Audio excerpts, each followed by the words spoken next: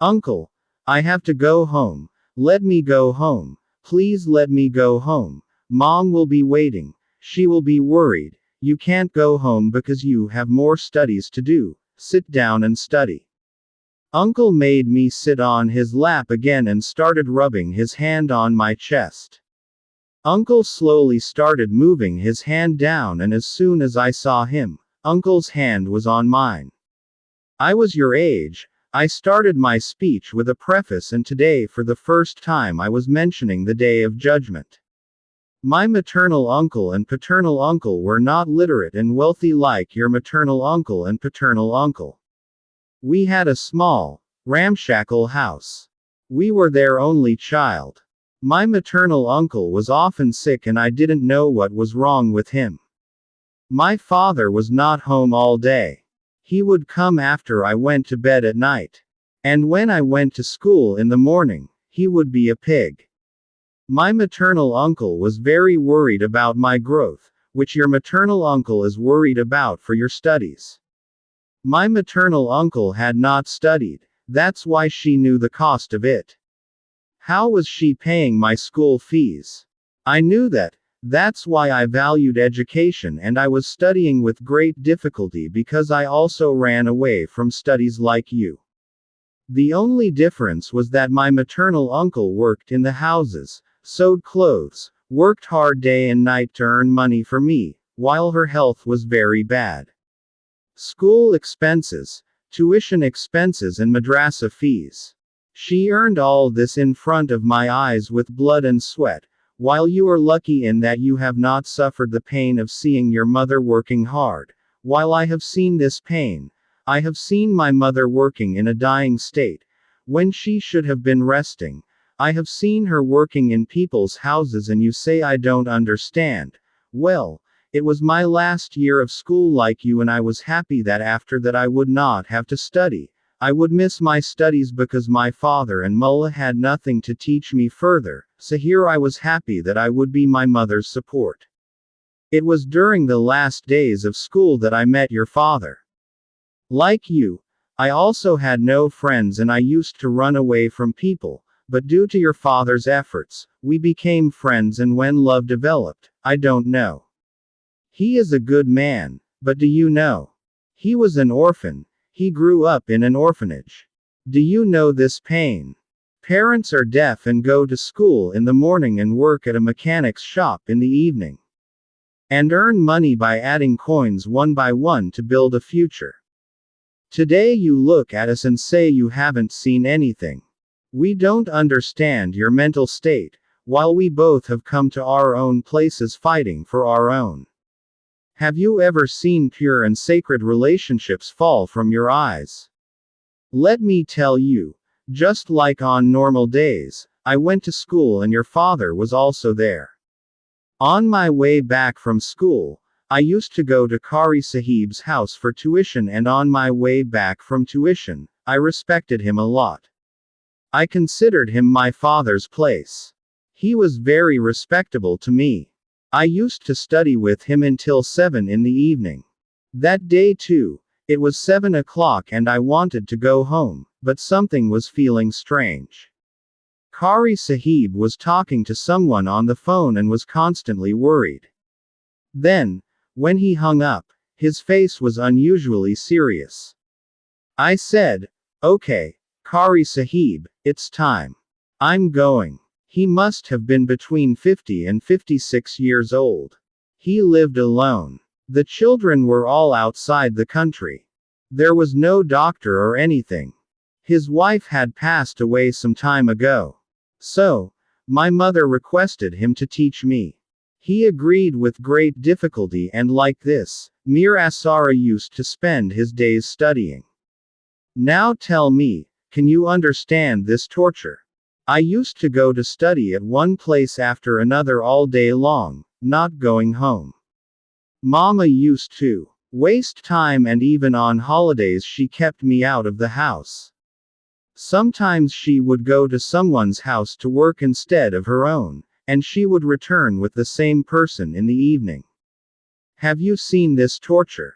That you don't want to do one thing but you are doing the same thing all day, All month and all year. No holidays. Think about how depressed I would be, and I was keeping it inside me. I could hardly get 2 meals a day. Breakfast with stale bread in the morning and just 1 meal a day at night, and being hungry all day long. That day when Kari Sahib got a phone call, he kept me sitting till 8 o'clock, and I was worried that I was worrying myself. I have to go home. Kari Sahib's attitude was so harsh that he started tormenting me. I tried to run away from there, but he grabbed my hand and locked me in the room in a way that I couldn't win. And he had to lock me in the room, and he wanted to lock me in the room that my heart was going out. I sat by the door of the room and started crying. Around 10 o'clock, someone opened the door as usual, and I ran from there while showing them, and opened the outside door and entered the house. But today, to my surprise, the door was open, which I closed, and my mother was waiting for me. She wasn't doing anything. She had fallen asleep. My heart sank. Is there such a mother? The next day I didn't want to go there. I was angry. I didn't tell my uncle what happened. He locked me in my room, and how I managed to escape. That day I came home from school, and my uncle handed me over to my uncle while crying. Today the same thing happened. I wanted to go home at 7 o'clock, and he locked me in my room again. I was weak and couldn't fight him. As soon as I opened the door at 10 o'clock, I would run away from there like a prisoner who gets water from a death sentence. It became a daily occurrence that I felt like this every day, and most days would pass. When I went home, food would be on my bed in my room, and the atmosphere would be like everyone was asleep, and I was so tired from the whole day that I didn't even realize I was getting a bed. I tried to talk to my uncle and said that I don't want to study at Kari Sahib's house. He doesn't let me come home. I don't understand why he does this. I told my uncle before going to school that Kari Sahib is not a real person. The matter was not yet over when Mama slapped me and held my face and said that I am not ashamed to accuse a weak man. Her hands were rising on me, and her tongue was spewing poison like your own tongue. She was saying that that elderly person is taking your responsibility at this age, protecting you, and what words are you uttering about him? I have heard many things that day, and my mama passed judgment on me without listening to a single word of mine, that my words would be wrong. That day I went to school in this condition, and everyone saw me, and everyone understood that I had come after getting beaten. Many girls in the class had made fun of me. Everyone was laughing, and there was only one boy who was looking at me with sad eyes. No one moved forward, but he got up from his seat and took me out of the class and fixed my hair and gave me water. That day we both came into everyone's eyes. New chapters of suffering opened here. The days that were hard for me also became a punishment. Everyone in the school was doing their part. The teacher was different. She used to talk a lot. She would bring up the topic of modesty in every lesson, and the girls and boys in the class would tease us. On the other hand, no one at home was ready to listen to us, and Kari Sahib's daily routine kept me up till 10 o'clock for no reason. I was 16 years old, the same age as you. I knew the cold and hot of the times. I was aware of the dirty intentions of people, but I couldn't leave the madrasa. No one at home was listening. That school was over. It was just papers, and my holidays were over. When I came home and told this, my mother at home got me a job at a sewing center and said, "Do a part-time job and study and do madrasa at the same time. I won't be home without a job." I was watching my mother's condition, which was deteriorating day by day, and I was very worried about what had happened. Every day, she would ask, "Today it fell in such and such a place. Yesterday it fell in such and such a place." She was very worried and remained confused, and I had no contact with your father. While going to the sewing center, I met your father. One day, I was absent the whole day without telling him. I was with him. We both told each other the whole story from beginning to end. He found my life and circumstances confusing just as I found my life and circumstances confusing. We both decided that we would spend our lives together. I insisted that I have no faith in life. Marry me today. You have no one before you and no one behind you. My father and mother are no one except me. But they are both strange. It is going to be a whole year and I have not seen my father's face. I don't know what kind of job I do and my mother doesn't worry. Do you have any idea how strange Kari Sahib is adopting? I am forced to go to his house. If I go home before time, my mother won't let me in and Kari Sahib keeps me sitting in front of his eyes till 10 o'clock. I will go crazy. If you want to marry me, do it now. Let's go to the mosque with me. Otherwise, let me stay. Don't make excuses for later. There was a lot of argument with your father there. After so much discussion, I refused to get married and finally, due to my stubbornness, he said, meet me tomorrow at the same place. Today I will arrange for a matchmaker or a cleric and witnesses and I will also arrange for the conditions of the marriage. I agreed to this and agreed to meet me at the same place the next day and left my mother. When I was engaged, Kari Sahib had many children, but after me, he had no one. I used to hear strange things from the people of the neighborhood because most of the people had seen me leaving there at night. Now, as I was coming and going, even the boys started flirting. The next day, I reached the place he had told me at the right time, but he did not come. I waited until the sun rose during the day. He did not come the next day either. I waited the next day too. I also waited the day after that. And like this, I spent a month. The matriculation papers were completely on my head and I started waiting every day and I became desperate. Hopelessness had dug its claws into my heart and I broke your father's promises. I was homeless even after I got home. My mother would throw me out in the morning and wouldn't let me enter the house before 10 o'clock at night. She wouldn't let me enter the house before 10 o'clock at night. I didn't even think that I was a girl. I became a bit arrogant, so I also became careless. Then I went back to the streets and started looking for a job. I couldn't find any work. In fate, there were more trials. I was called a stray girl. I was all hopeless from your father. Now I could only be found at Kari Sahib's house. I would go to the factory in the morning to work and stay at Kari Sahib's house from 6 o'clock in the evening to 10 o'clock at night. I would do his housework and cook his food. He was now sick. Seeing his condition, I thought he would burn to death. And that was how it was. One day when I went to his house, I found the door open. I entered by knocking on the door and greeted him like a day. At the same time, I started sweeping the house and then preparing food. It was better than sitting here for hours to think about what I should take care of him. I ate. I made it and called him. Today there was silence in his house. Otherwise, whenever I would come home, he would greet me with greetings and ask how I was. Today, there was no response to my greeting or call. I entered his room by knocking on the door, and the sky fell on his head. He was lying on the floor of the room. I went out while selling and gathered people by knocking on the doors of the neighborhood. They took him to the hospital. It turned out that he had suffered a heart attack. He was buried. When his children came, it turned out that he had left his house in my name and had made all the arrangements. I had reaped the fruits of my patience.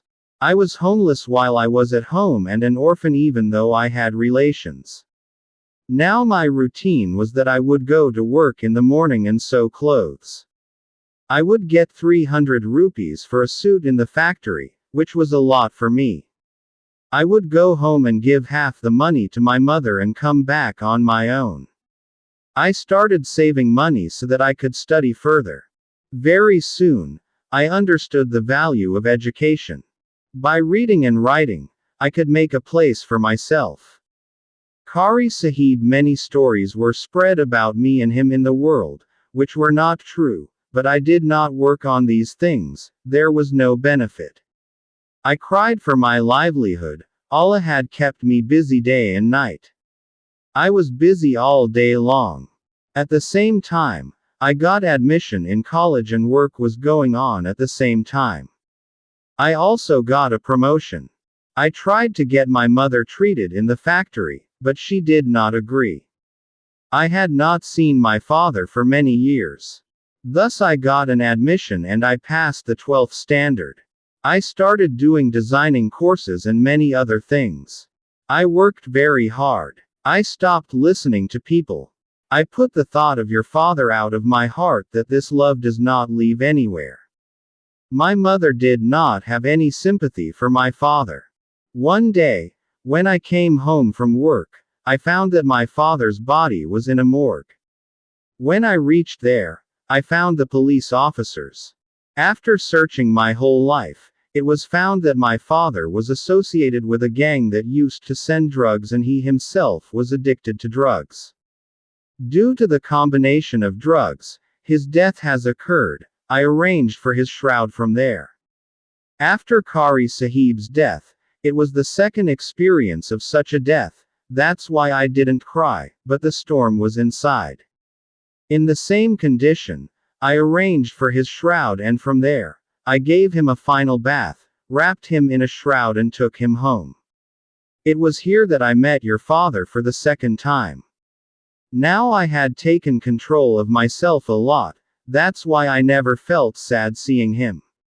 My friend, that's why I accepted his grief and took Papa to his final resting place. The whole neighborhood was standing at home. Some were spitting, some were regretting, some were sighing. I was very depressed. As soon as the burial was over, everyone went to sleep after eating. I could still hear the wailing behind me. As people were coming to meet me, it was already dirty. Mama was also blowing smoke from the saloon. Now I began to understand why Qari Sahib used to keep me at home. I can't get angry with him. I left there quietly. I had kept all my belongings at Qari Sahib's house. Goes home less often. I still had many questions to ask my mother. The next day, when I opened my eyes, I asked her for breakfast. She said, "There is a dead body at home." My routine of asking about my mother's health had started. I hired a maid to keep her busy. Here, I took admission in the future. Only your parents came to meet me there to study. But they never mentioned marriage, and that was the best. We were both trying to improve our own conditions. I had no complaints, nor did I regret anything in my life. I knew that as I was working hard and moving forward, everyone would be doing their own thing according to their own strength. I had no complaints from my father either. Whatever he did, I fulfilled my duty as a daughter and I am still doing it today. I pray for his forgiveness. There was no doubt from my mother as to why she did not involve me in all these things. Why did she not tell me the reason for keeping me away from home? They did all this for my own good.